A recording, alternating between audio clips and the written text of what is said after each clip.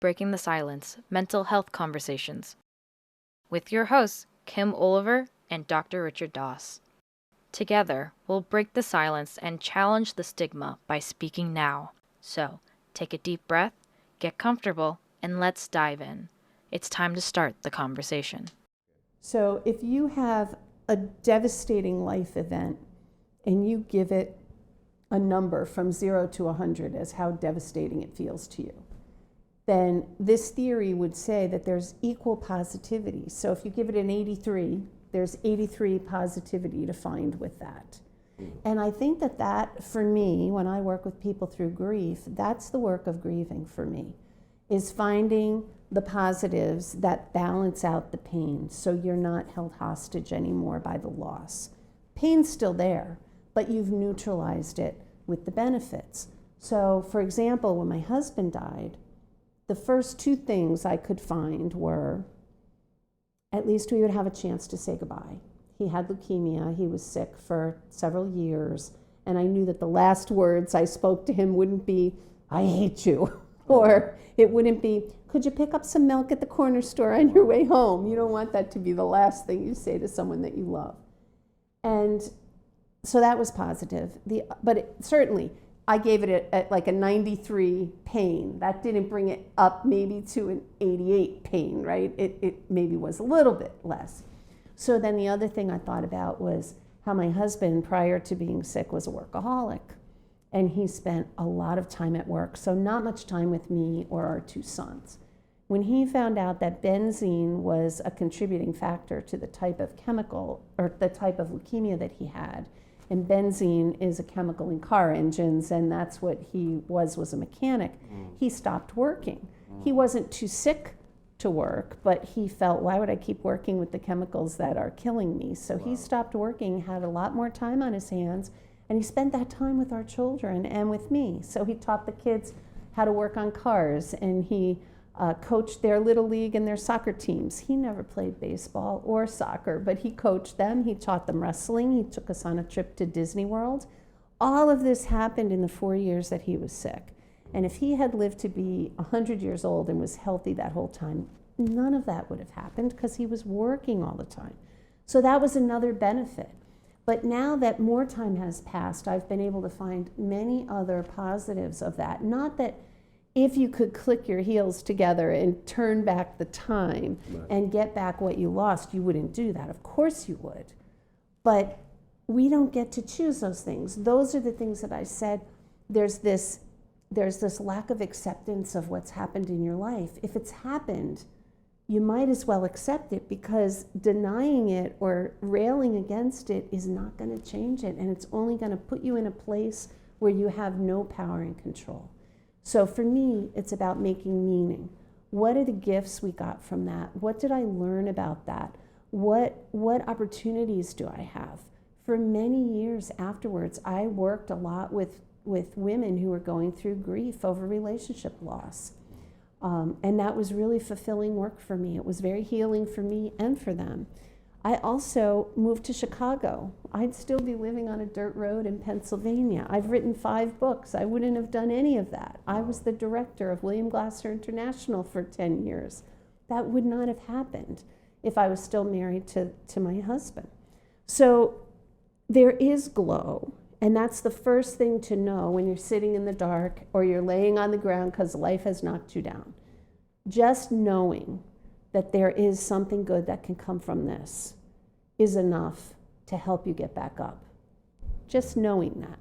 You may not know when, you might not be ready to look for it, you might still need to grieve. That's a very personal decision. But when you're ready, you can start looking. And as you find the glow, you'll gradually be able to come out of that darkness. The thing that can help with that and give you the resilience in the moment is practicing that on a daily basis with some lesser challenging things. Just happened to me today.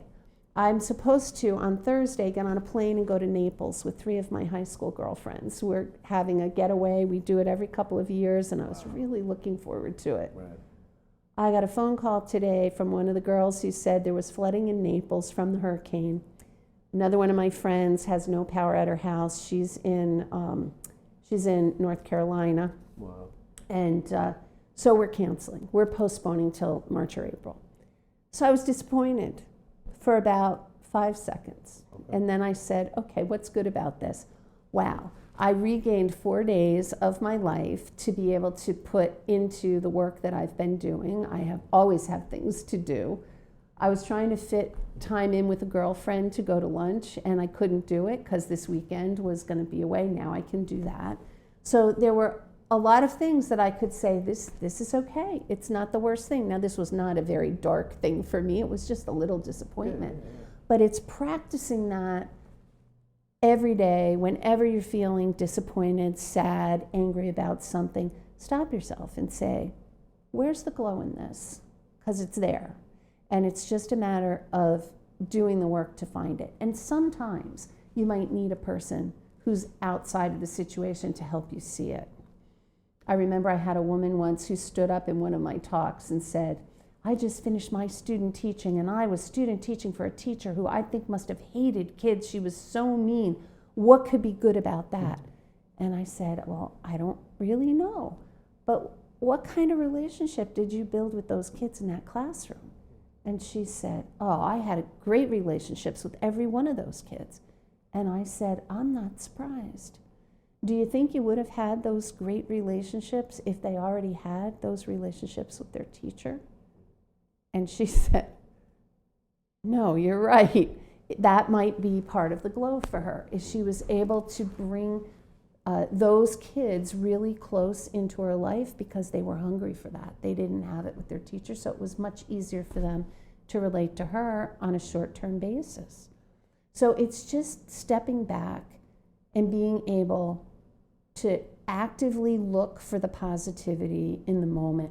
People talk about it all the time, 10 years down the road, oh, hindsight, oh yeah, losing that job was the best thing that ever happened to me. Look where I am now. Or, man, that loser, I'm so glad he broke up with me because look at me now. Right. You know, it's easy to see it after time. But the real gift, I think, and the thing that helps with emotional wellness is knowing you can do it in real time, as it's happening, as you're ready. Takes practice. Okay. So does it help if you're already in a good place to be resilient?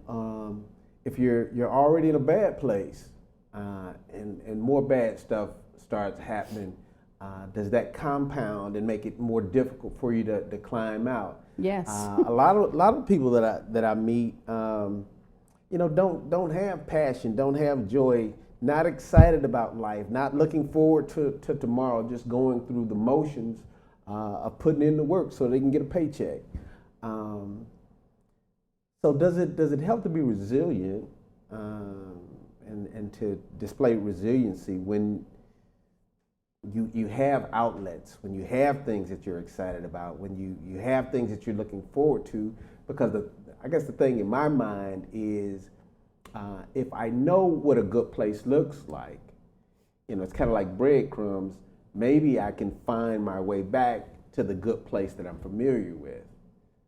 But if I'm always down, You can't be following breadcrumbs from behind you. You gotta get out the machete and blaze a trail in front of you. And a lot of that depends on whether you have the energy for it, whether you have the taste for it, whether you've convinced yourself that this is as good as it gets, it's never going to be any better than this. And that is, in my mind, that's real depression. That's been chronic. That's been happening for a long time. And what I would say about that is it's become your habit. It's your go-to behavior. It's like Eeyore on Winnie the Pooh. okay. Everybody, Eeyore's always looking on the dark side and everything, oh, it's sad, and, poor me. Okay. And I'm not saying that there aren't people who just seem to have a life where they're just constantly being knocked around. One thing I say is that's the difference between the type of clientele that you see and the type of clientele that I see as a coach. You're a clinical psychologist and you work with people who are veterans and they've had some real serious, I would say, trauma in their life, right? And so they've been dealing with that for a lot of years. You work a lot with Vietnam vets, and that's from the 1960s. So they've had a lot of darkness in their life. And I think in those days, we weren't talking about post-traumatic stress. We weren't trying to help people see another way out of that. If I were working with people like that, one of the places I would start, you mentioned you're going to a job just to get a paycheck. Mm-hmm. And this is one of the exercises I do with people, is have people think about the things that they have to do. What do you have to do that you really don't want to do? Because that's one of the things that takes us down the emotional, unwell pathway, right? I have to do all these things I don't want to do. And somebody would say, well, I have to go to work. And I would say, but do you have to? Really? I only know one thing that we have to do, and that's one day, hopefully a long time from now, we're all going to have to die. That's one thing I think we can't escape. But it used to be death and taxes, but I know a lot of people who don't pay their taxes, and they're still walking around.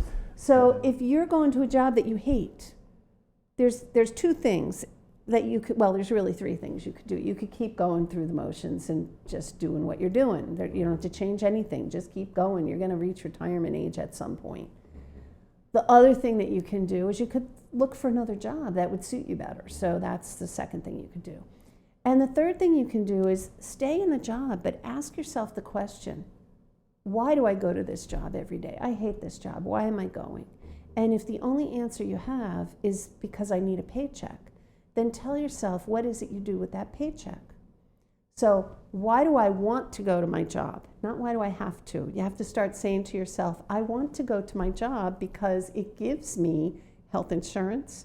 It gives me money to pay for my home. It gives me money to pay my car note. It gives me money to put my kids through college. And when you start thinking about all the benefits that you get when you do this thing that you're telling yourself you have to do, you can do that little Jedi mind trick with yourself and stop saying, I have to go to work, and start saying, I get to go to work.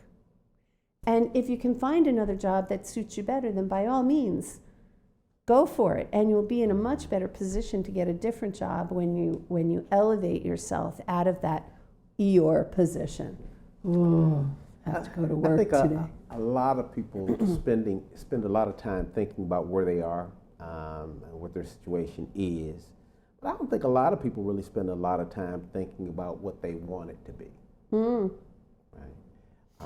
And so, do you have to get fired to figure out or realize that I never really liked that job in the first place?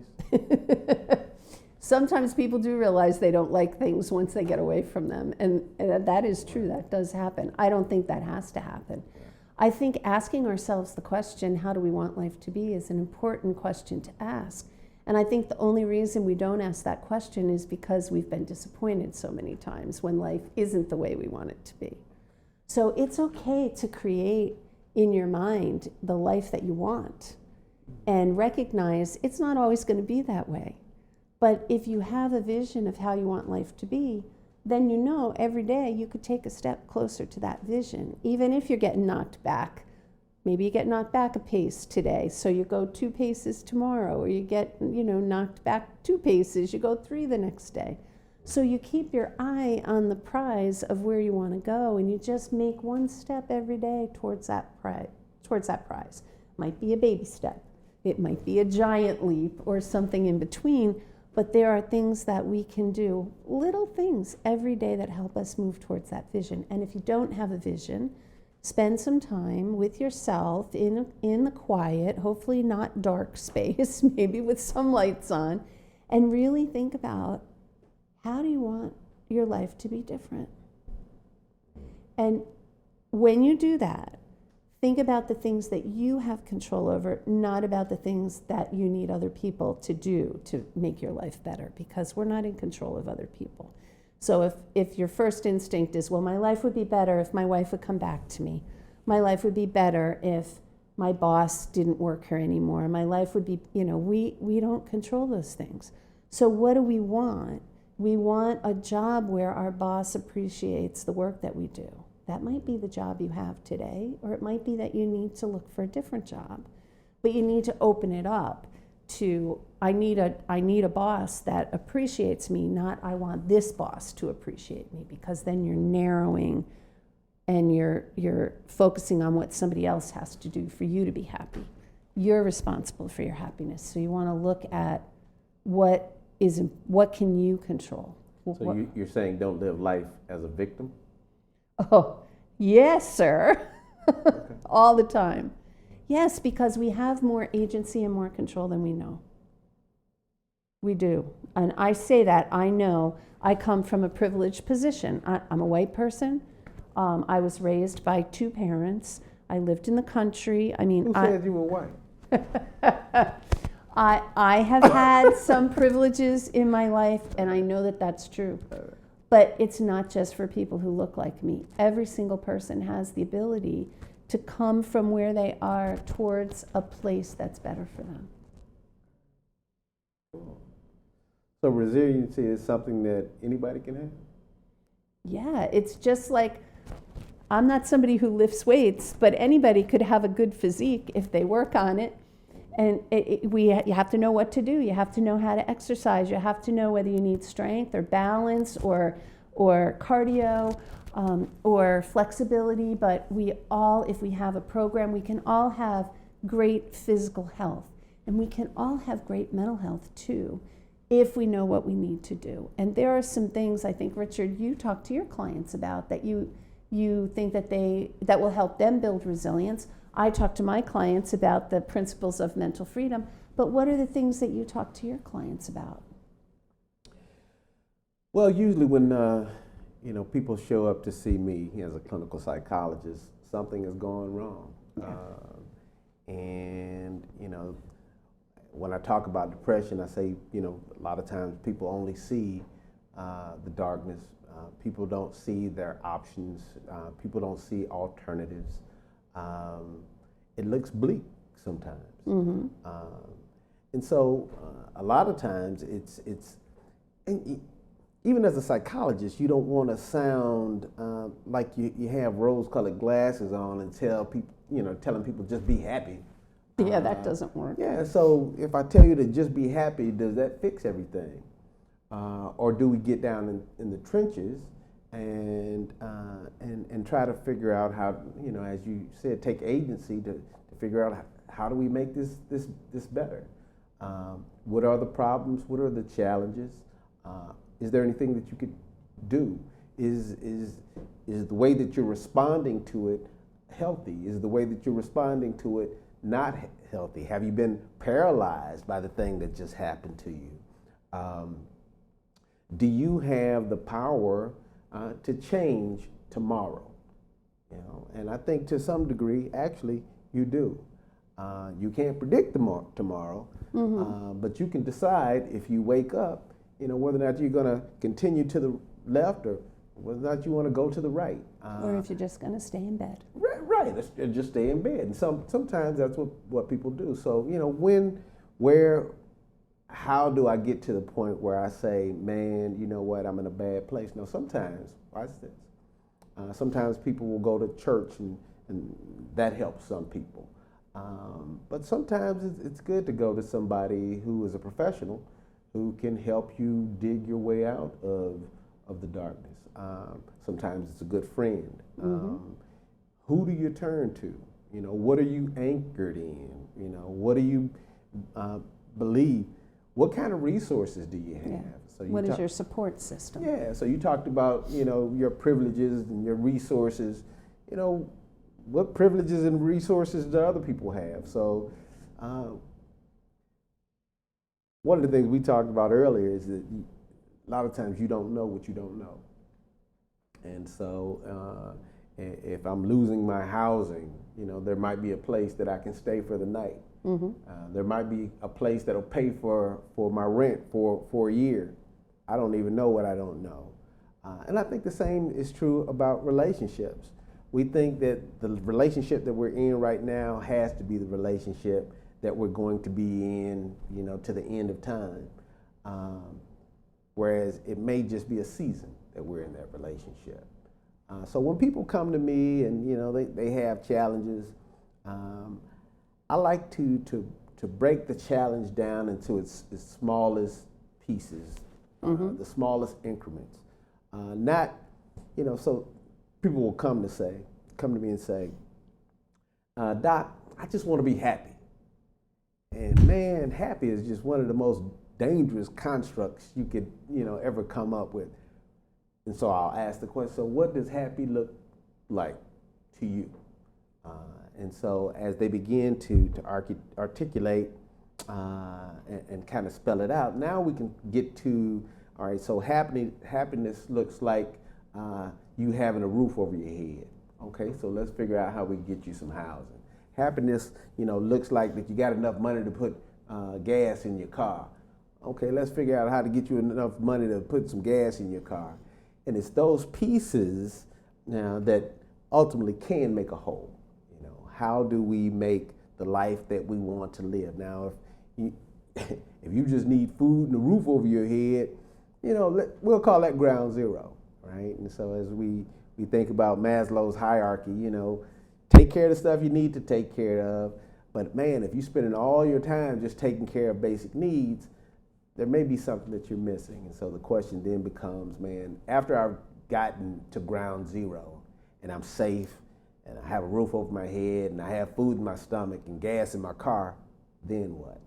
And so, yeah, I like to challenge people, man. You may have had something that just set you back. You may have just had a life challenge, that you're faced with. But ultimately, man, where is it you're trying to go?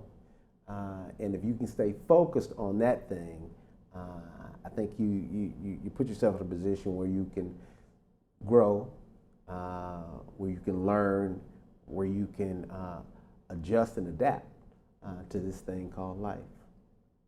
That's right. And I would add, I think you mentioned it, but you didn't talk about it in this video, but finding the gratitude. So when you get to ground zero, remembering to be grateful that you have a roof over your head, that you have food in your belly, that you have gas in your car. Because when we forget the gratitude, it's like we have this pain point, we fix the pain point, and then we're on to the next pain point.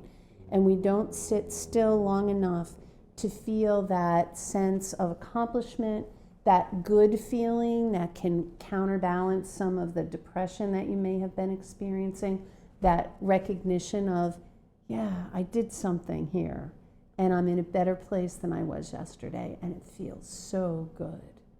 And then go for the next pain point, but always remembering the gratitude for where you were and where you've come from. So go ahead and bring us home, and give us a couple things that we can kind of hang on to as we think about trying to be more resilient. Well, so I would say, and you can certainly add some of yours as well, but I would say stop fighting the way life actually is and accept what's going on so that you can then move more quickly into a solution. So that's one thing. Stay in your lane of where you have power and control instead of trying to power over other people or try to power a situation whose ship has sailed. You need to look at, okay, here's where I realistically am. What can I do in this situation?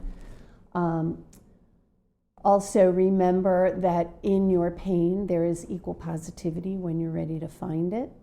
And then finally, I would say develop a practice and an attitude of gratitude, even for those little things.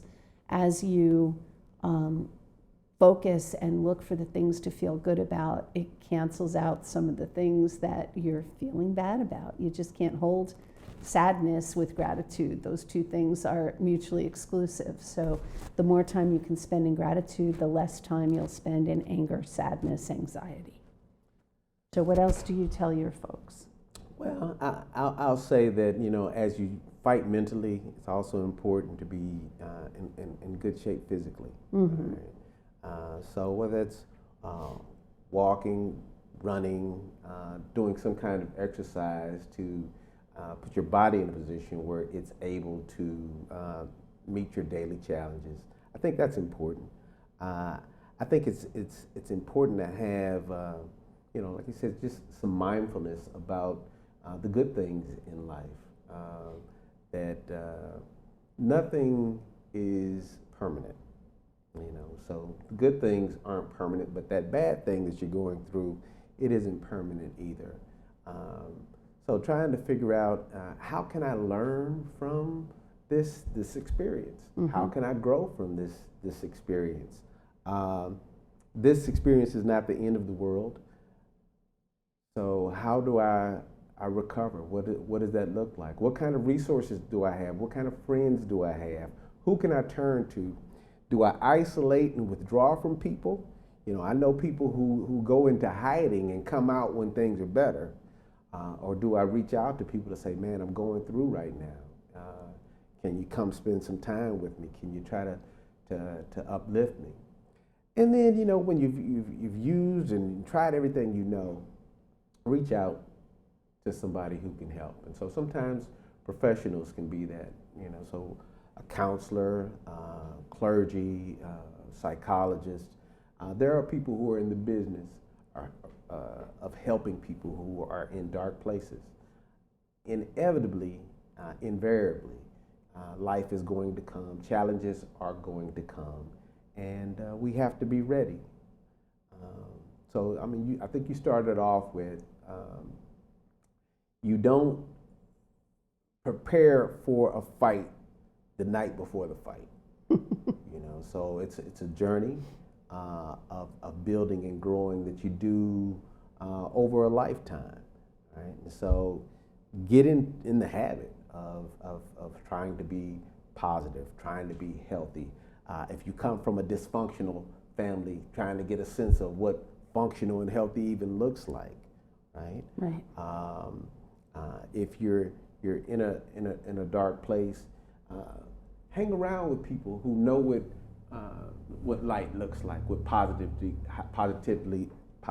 looks like, what healthy relationships look like. You're not alone, and you don't have to stay in the place that you're in. We all get stuck sometimes, and we all have challenges, and life is going to come. So get ready. Get ready. Be prepared. Yeah. So with that, I want to thank you for being here. You have been amazing once again. And mental freedom is just an awesome concept and theory. And so I'm just grateful that you brought it. And what's the title of your book? Mental freedom. You hold the key. Come on now, come on. Kim Olver. My name is Richard Doss. I want to thank you for spending this time with us, breaking the silence, just conversations about mental health and stuff that we don't always talk about. Today has been another great day. We thank you for joining in and spending this time with us.